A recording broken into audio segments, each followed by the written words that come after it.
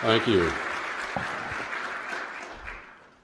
Thank you so much, Dr. Cabrera, for the warm welcome. And it is a pleasure to be here at George Mason, and I'm pleased always to meet a Fulbright alum as well as a fellow engineer. And we appreciate George Mason University hosting the African and African American Studies program here, and for the work it does on many, many important topics that we'll be discussing this morning. Later today, I will be leaving on my first official visit to sub-Saharan Africa, not my first visit to Africa, as I made many, many trips and many visits during my past career. But it's a trip that really began its planning and originated back in November following a ministerial of 37 African nations and the African Union hosted at the State Department.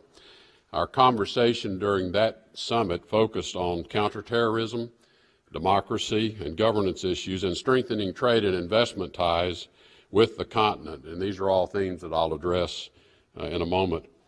As I said, in my previous life, I spent quite a bit of time in Africa, and my firm belief is that there is ample opportunity on the continent for economic growth, for greater prosperity, and for responding to global challenges through mutually respectful partnerships. I do look forward to returning and building on a strong foundation of U.S.-Africa relations, and that includes visiting Chad, a country that has never before welcomed a visit by the Secretary of State. Over the past century, as African nations emerged from their colonial past, we've witnessed a dramatic increase in America's engagement with Africa. The State Department created the Africa Bureau in 1958, a year following then Vice President Richard Nixon's trip to the continent. Ghana had invited the Vice President and Martin Luther King Jr. to attend their Independence Day celebration, an event that took place exactly 61 years ago today.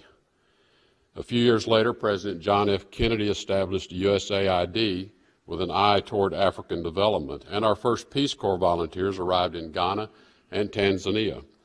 40 years ago this month, President Jimmy Carter visited Liberia and Nigeria, where he announced that our nation has now turned in an unprecedented way toward Africa. Today, that turning continues. Our country's security and economic prosperity are linked with Africa's like never before.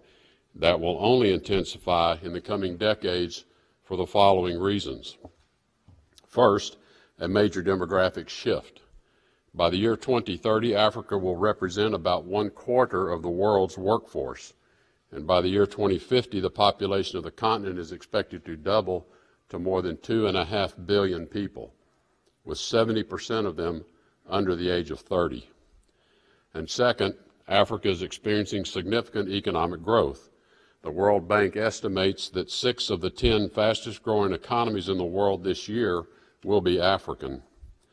For context, by the year 2050, Nigeria will have a population larger than the United States and an economy larger than Australia's. To understand where the world is going, one must understand that Africa is a significant part of the future. African countries will factor more and more into numerous global security and development challenges, as well as expansive opportunities for economic growth and influence. While Africa contains a wealth of diversity among its peoples, its cultures, and its governments, there are common challenges and opportunities. Africa's vitality is reflected in its youth, but a growing population of young people means a requirement for more jobs. As more Africans move out of poverty, nations will require more infrastructure and development. The growing population of young people, if left without jobs and a hope for the future, will create new ways for terrorists to exploit the next generation, subverting stability and derailing democratic governments. Leaders will be challenged to innovate and to manage the limited financial resources they have. As we look ahead, this administration seeks to deepen our partnership with Africa with an aim of making African countries more resilient and more self-sufficient. That serves our partners, and it serves the United States as well by creating a stable future for all of our children and our grandchildren. The future of stability is dependent on security. the condition that is necessary for economic prosperity and strong institutions. Without it, none of the other pieces can be put into place. Today, the long reach of terrorism threatens to steal the future of countless individuals. This August, we will remember the hundreds of lives lost 20 years ago in the U.S. Embassy attacks in Nairobi and Dar es Salaam, where hundreds of lives ended. Since that day, thousands more have died at the hands of terrorists in Africa. Terrorist attacks rose from less than 300 in 2009 to more than 1,500 in each of the years 2015, 2016, and 17. And more recently, we witnessed again the heartbreak of the abduction of more than 100 Nigerian schoolgirls, ripped from their families, forever changing their future. Last week, in response to this growing threat, I designated and the United States sanctioned 7 ISIS-affiliated groups, including ISIS West Africa and ISIS Somalia, and their leaders in an effort to cut off the resources that these groups use to carry out attacks. To prevail against such evil forces, the United States has committed to working with African partners to rid the continent and the world of terrorism by addressing the drivers of conflict that lead to radicalization and recruitment in the first place, and building the institutional law enforcement capacity of African nations. We want to help Africa states provide security for their citizens in a lawful manner. Today, African nations are stepping up to take action, including the sacrifices that go with such commitment. Terrorism knows no borders. In the Sahel and the Lake Chad Basin, Boko Haram, ISIS West Africa, Al-Qaeda in the Maghreb, and other groups are adaptable, they're resilient, and capable of launching attacks throughout the area. Regional cooperation is crucial to disrupting those attacks and denying them the capability to plan and carry them out in the future. The multinational Joint Task Force, created by Nigeria, Niger, Chad, Benin, and Cameroon, along with the Group of 5 Sahel nations, or the G5, Burkina Faso, Chad, Mali, Mauritania, and Niger are pooling expertise and resources. Their work is instrumental in achieving African-led solutions to terrorism and instability. Last October, I announced that the United States would contribute more to these regional efforts. We committed up to $60 million toward the G5's counterterrorism efforts to enable them to train and equip members of the joint force and counter terrorist propaganda throughout these communities. In addition, for more than a decade, the United States has supported the Trans-Sahara Counterterrorism Partnership to provide training and promote cooperation between military, law enforcement, and civil actors across North and West Africa. We have deployed a similar approach in East Africa with the Partnership for Regional East Africa Counterterrorism, or PREACT. Since 2016, the United States has contributed more than $140 million to help partners prevent terrorist safe havens and the recruitment through these partnerships. The United States is grateful for the African Union's leadership in the growing multilateral role. The AU mission in Somalia, or AMISOM, includes troops from 5 African countries stabilizing areas under attack from al-Shabaab and permitting much-needed aid to reach the Somali people. I look forward to meeting with AU Commission Chairperson Faki on my upcoming trip to explore more ways in which we can work together to counter terrorism on the continent. The United States' role in these and other regional and multilateral efforts is to build capacity, not dependency, so our partners can provide for their own security. That's true of our approach to peacekeeping and on the continent as well.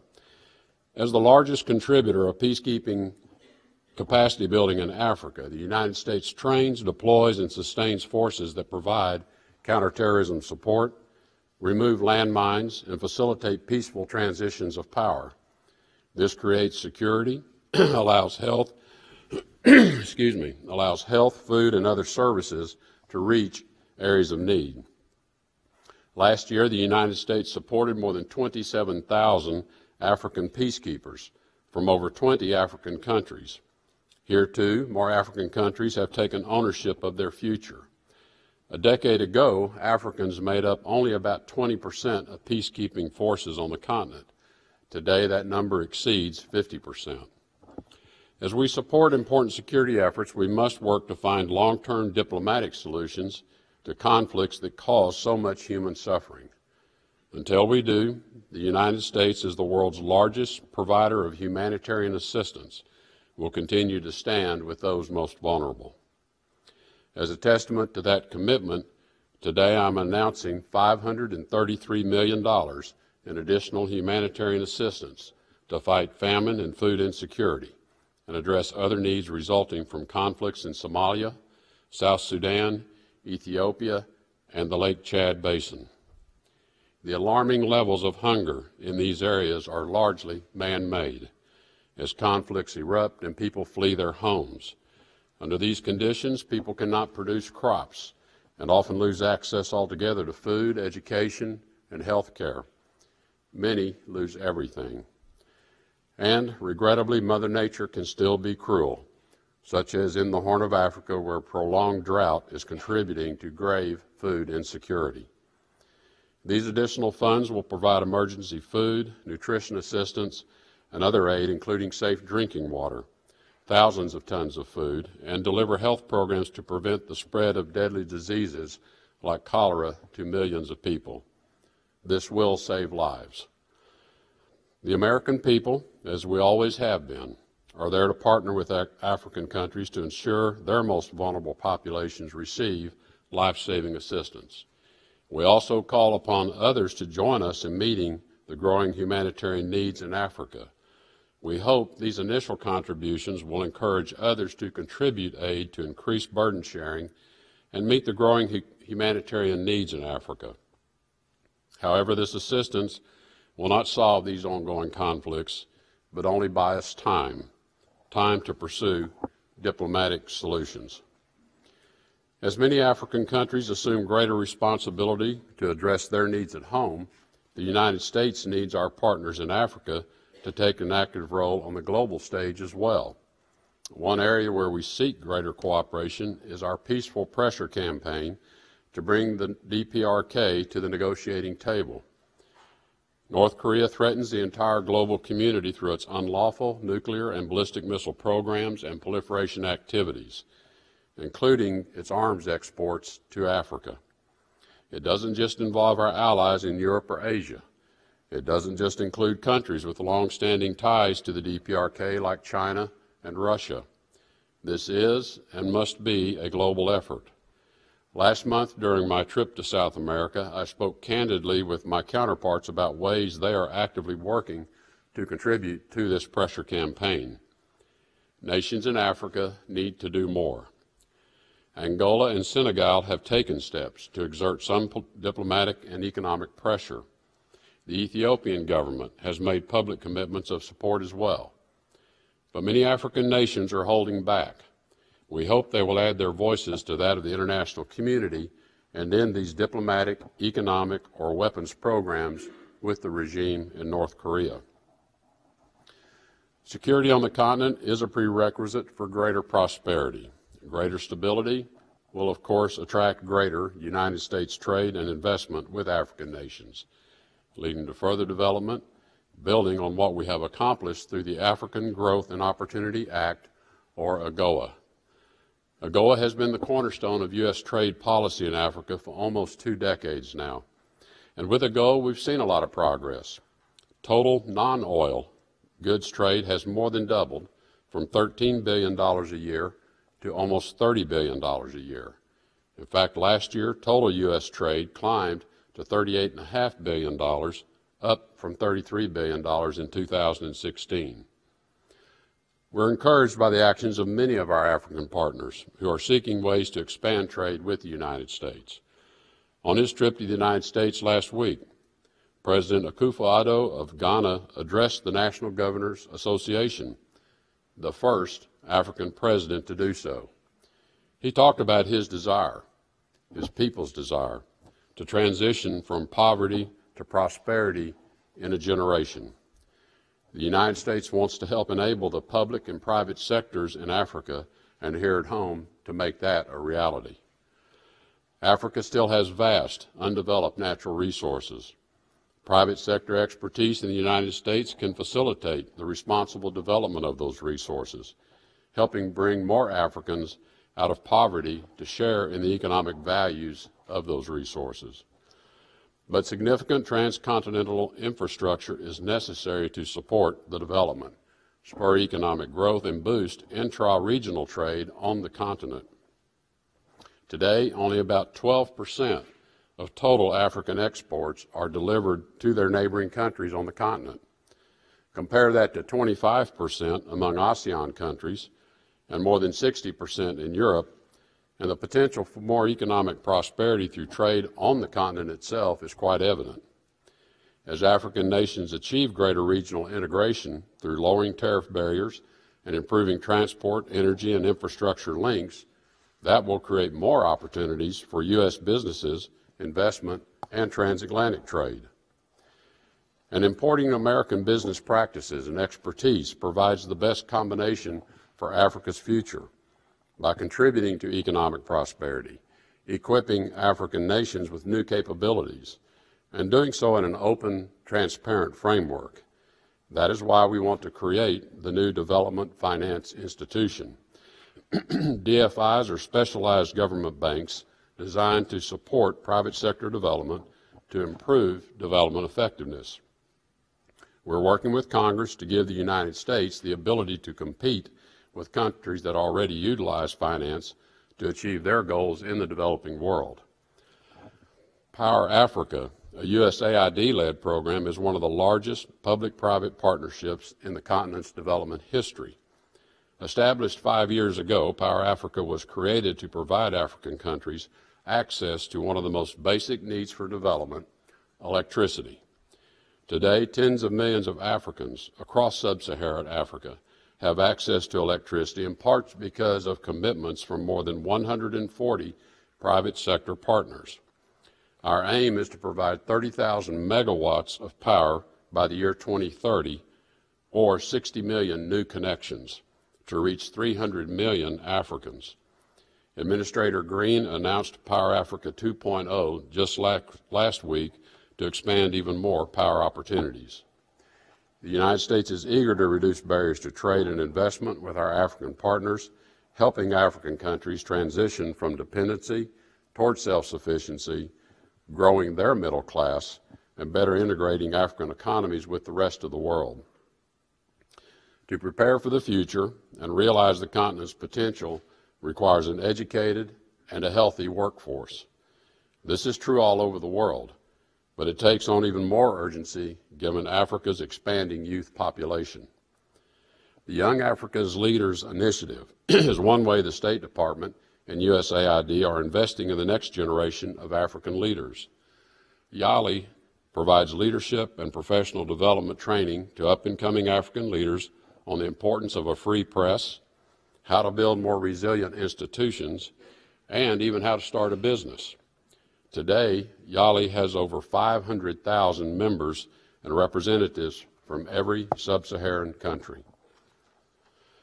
Through the President's Emergency Plan for AIDS Relief, better known as PEPFAR, the United States has transformed the global HIV/AIDS response, and nowhere is this more evident than in Africa. When PEPFAR began 15 years ago, an HIV diagnosis was a death sentence. In the hardest hit parts of Africa, infant mortality had doubled, child mortality had tripled, and life expectancy had dropped by 20 years. 1 in 3 adults were living with HIV. Millions of orphans were left behind, and only 50,000 people were receiving HIV treatments. Today, the American people, through PEPFAR, have provided life-saving treatments to over 13.3 million men, women, and children. It has allowed more than 2.2 million babies to be born HIV-free and continues to support more than 6.4 million orphans, vulnerable children, and their caregivers. This administration is committed to saving lives in Africa. Last September, I announced the PEPFAR strategy for accelerating HIV/AIDS epidemic control for 2017 to 2020. The strategy is a roadmap to achieve epidemic control in more than 50 countries within 3 years. It outlines a path to accelerate our work in 12 high HIV-burdened countries in Africa who are poised to achieve epidemic control by 2020. We can actually now see a future free of HIV/AIDS. It's just ahead of us, and that's critical to Africa's future. For security, trade, and investment and economic development to sustain itself requires effective and accountable government institutions that earn the trust and support of their citizens. Peace and prosperity are only possible in a democratic society. Media freedom, open communications, religious freedom, and a vibrant civil society foster creativity, ideas, and the human energy for economic growth. Today, Africa has much to gain by creating stronger, more transparent democratic institutions that reflect their citizens' voices, that reject corruption and protect and promote human rights.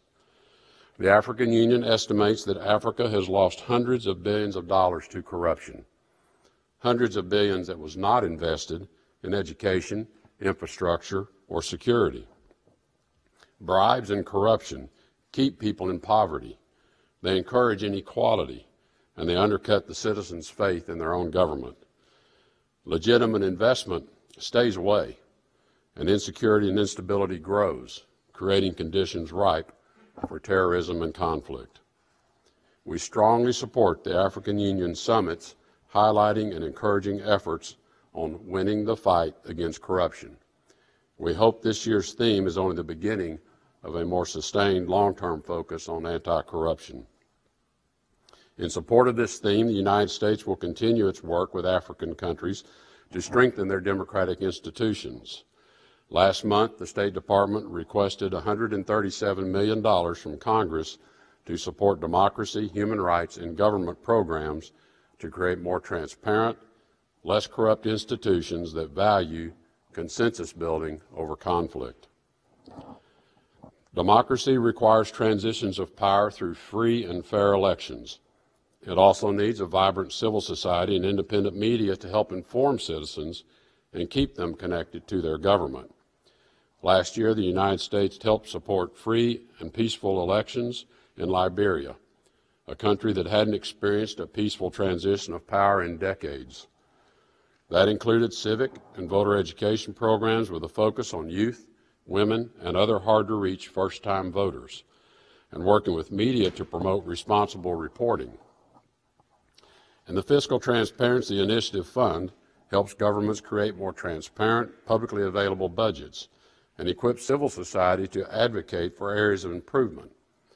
The United States is currently working on 31 projects and is about to award 9 more throughout Africa. Already, the Financial Transparency Initiative Fund has helped Kenya, Chad, and Malawi develop measures to fight bribery and better serve their own people. We also keep good governance initiatives in mind when it comes to development. As Secretary of State, I am chairman of the Millennial Challenge Corporation, or MCC. Through this agency designed to reduce poverty, the United States is able to incentivize good governance, including greater transparency, by tying it to development assistance. And about 60% of MCC's funding goes to Africa. Last November, we signed a $524 million compact with Côte d'Ivoire to improve its education and transportation sectors. This was only possible after the country had implemented policies to strengthen economic freedom, democratic principles, human rights, and to fight corruption. Spurring reforms before a dollar of U.S. taxpayer money is even spent is the MCC's model. It's an American model of development that has proven itself to work. The United States pursues sustainable growth that bolsters institutions, strengthens the rule of law, and builds the capacity of African countries to stand on their own 2 feet. We partner with African countries by incentivizing good governance to meet long-term security and development goals. This stands in stark contrast to China's approach. which encourages dependency, using opaque contracts, predatory loan practices, and corrupt deals that mire nations in debt and undercut their sovereignty, denying them their long-term self-sustaining growth. Chinese investment does have the potential to address Africa's infrastructure gap, but its approach has led to mounting debt and few, if any, jobs in most countries.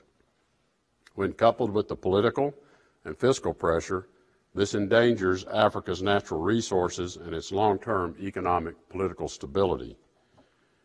We welcome other countries' involvement in the development of Africa. In fact, it is needed. That's what the free market is all about, competition leading to more opportunities. But we want to see responsible development and transparent free market practices that foster greater political stability on the continent. We hope China will join us in this effort as well.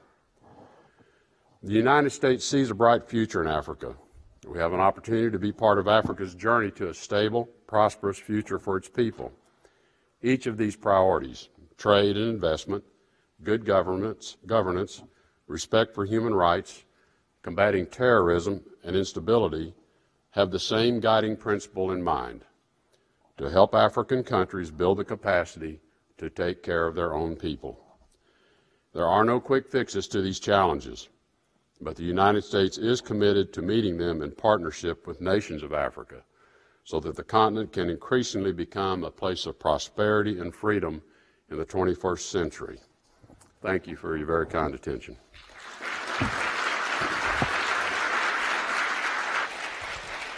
Thank you so much.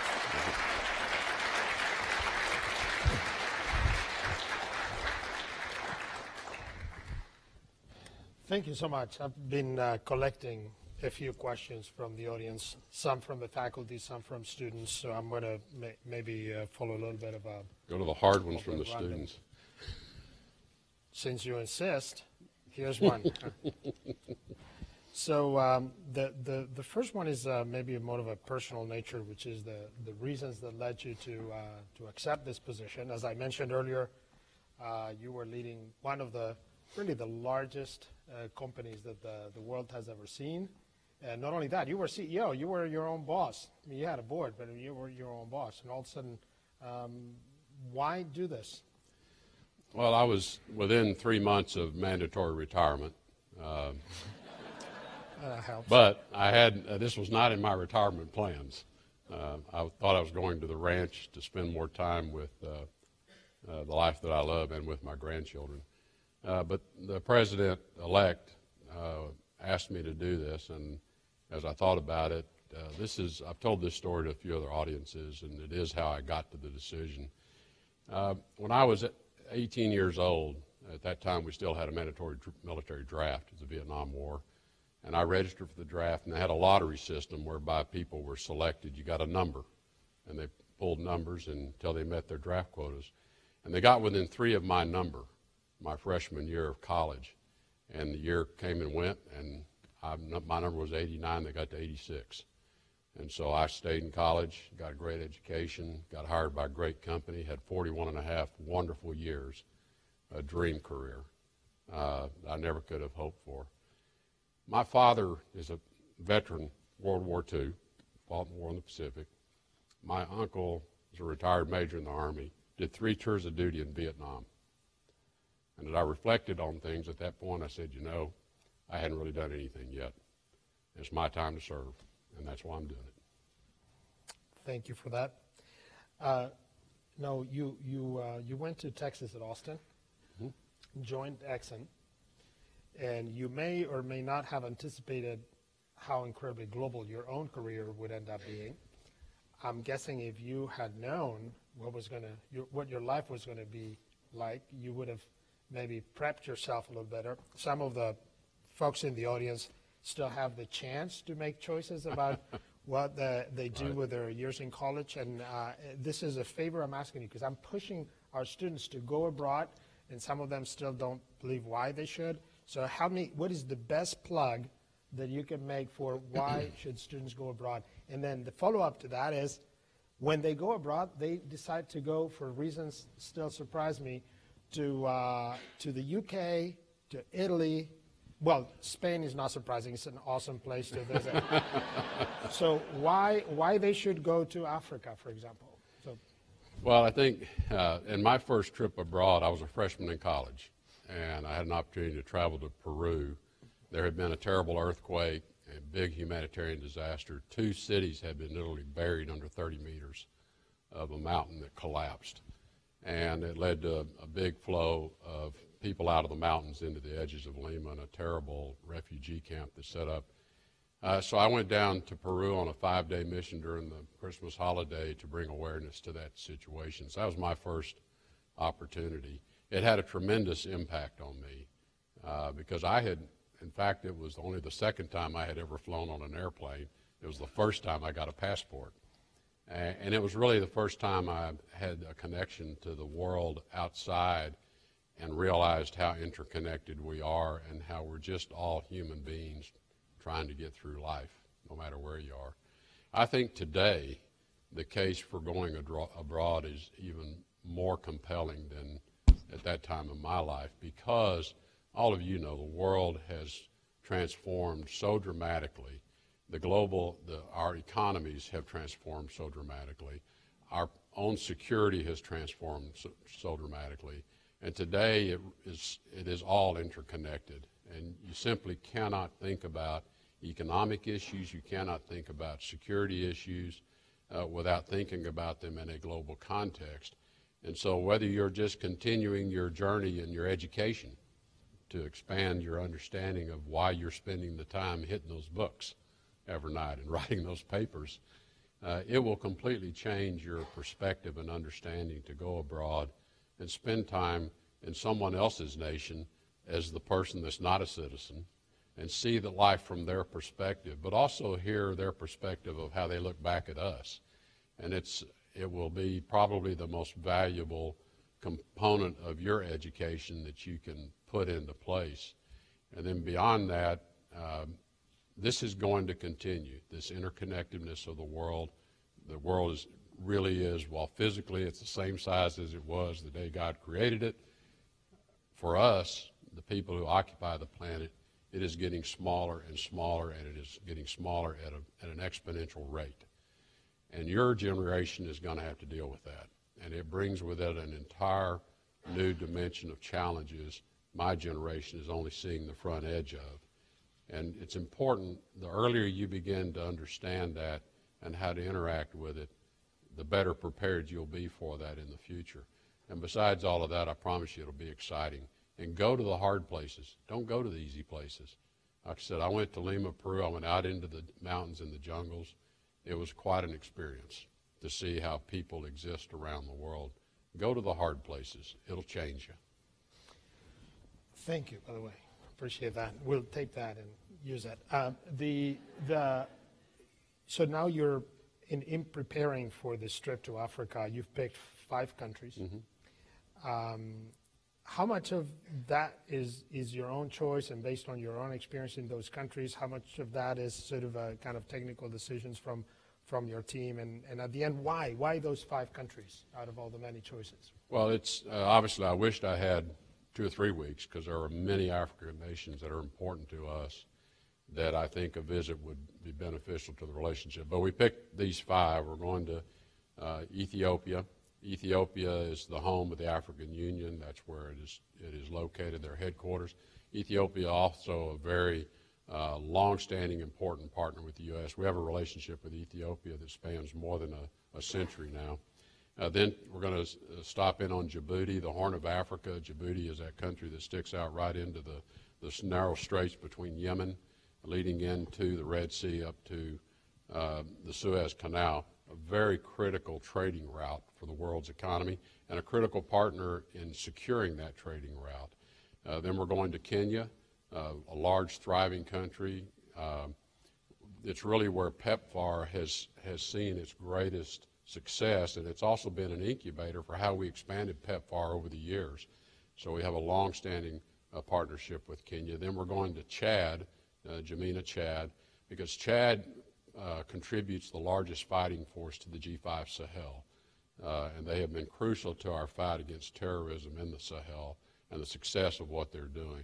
And then finally to Nigeria, the most populous nation on the African continent, tremendous natural resources and tremendous capabilities to succeed as a nation. They're still on their journey to succeed. And they are going to be critical to not just the relationship the U.S. has with Africa, but Nigeria is going to be critical to how Africa succeeds as a continent. And I spoke about the need to integrate African economies more, trade more with the neighbors. I think too often the U.S. in its approach, it's all been about trading across the transatlantic corridor. We really need to promote African intercontinental trade. That's actually going to open more opportunities for American investment and participation. So Nigeria, big country, very important country to the future of the continent. And there are others I'd love to go to. I've traveled to North Africa, as I'm sure you'd be aware, but a lot of important countries in East Africa, South Africa, clearly. So obviously this won't be my last trip. I'll have to go back. So you, as a CEO of ExxonMobil, of course, you've engaged, and I've seen some of this. I've been a partner in an earlier life in some of the work of how private companies can play a significant role in development of the economies where you do business. Now, when I look at the proposed budget for 19, State Department is getting a pretty significant haircut, maybe a 25% cut, which I imagine is going to have to, it will force you to have to rely much more heavily on the private sector to achieve the diplomatic goals that you have. What are your thoughts about, are we going to see a bigger role of the private sector, and how do you bring them along? Right. Well, first on the budget itself, and that reduction is relative to 2017's budget, because we're still waiting on an 18 final budget. But it also is a return to levels that are more historic for the State Department before the big run-up in the war against ISIS. But yes, what we will be doing, and I mentioned that, touched on it in my remarks, is we want to facilitate more public-private partnerships, and we have mechanisms to do that, and we have procedures, and we're putting in place some new financing ideas where we can help countries have access to financing so they can participate themselves in private sector investments as well. And I think that is, I mean, our role really, I think the U.S. government's role are the things that I stressed in there. One, to help with stability and security, because if you don't have stability and security, it's tough to attract investment, it's tough to educate people, it's tough to feed people. To provide the bridging assistance in food security and health areas, because again, as I touched on, the future is the young people. We got to have healthy young people, educated young people coming up. And then helps with rules-based systems. So work with governments to put better laws in place, promote good courts and justice systems, and that's what will lead to the eradication of corruption, which has drained the continent of so much capacity in the past. And I think that's our role. The direct investments, we're there to facilitate, and we're there to help companies understand what the opportunities are. If they need our help navigating through the local rules and whatnot, we're there to help guide them through that. But it's really to create the conditions in these countries where U.S. businesses and others, European businesses, Chinese, others, if to the extent they're ready to participate under a rules-based system, they're attracted because they see the conditions are there to be successful, or at least have the opportunity to be successful. There's no guarantees in life, and I learned that in the private sector. All I ever wanted was to understand the rules, that the rules weren't going to change, and I had an opportunity to be successful. If we failed at it, we'll accept that.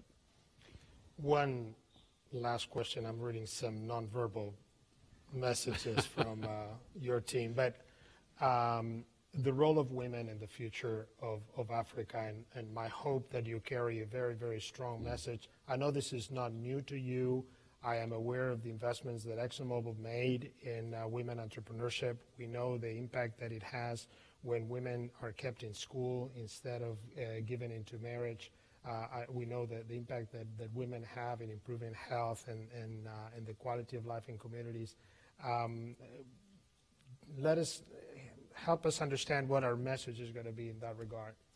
Well, it is something that I gained an appreciation for more than 20 years ago in the private sector, and largely because of investments and business activities that my previous life had in Africa, but also in emerging economies and emerging government systems, including Russia, which I spent a lot of time in as well. And what I learned through studies, academic studies, but also my own experience is so much about creating these conditions that I've talked about, and so much about creating the conditions for people to thrive the way and have a life like we enjoy, is about breaking the cycle. And I was speaking earlier with the president of your student body about breaking the cycle, and that I think we're a generation away from breaking that cycle in Africa, but we have to stay at it. An important element of that starts with women, because it starts with mothers.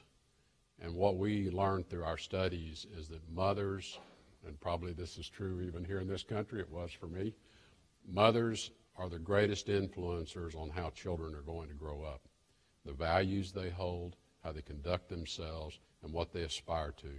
And so first, it's important that we support women's health first and their capacity to participate in the economic well-being of the country, because too often we have women that are raising families without a lot of help from fathers. And so it starts with giving them capacity, because they will raise better families. But then secondly, putting women into not just the workforce, but the governance. They bring a very different perspective. And I see this in my private sector life. I saw it and I experienced it in the government sector as well. Having a perspective brought that women bring, it's different from ours. I mean, it's not that we're bad, but we have gaps and we have blind spots, and women fill those in for us. But I think it's as much about anything, this is how we break the generational cycle, is by really empowering women to fully participate in all aspects of our human life, as mothers, as participants in the economy, as entrepreneurs, as participants in government. That is what will ultimately transform the next generation of leaders. Both men and women will be transformed by that. And it's particularly important in Africa. And part of this is the history and culture of Africa. We know it works because we've seen it work. We've seen it work in very distinct areas. We just have to grow it out now. So it is crucial to, I think, the success of Africa, creating a quality of life that we all want for people in the African continent. We want them to have the quality of life we have. And that's an important element of how we'll achieve that. Well, Mr. Secretary, we thank you again for coming to share that message with us, and most importantly for recognizing the huge importance that the African continent has for the rest of us, for carrying that message of economic development and opportunity, and for making Africa a priority. We wish you a productive and safe trip to Africa. Thank you so much. Thank you, and all the best to George Mason.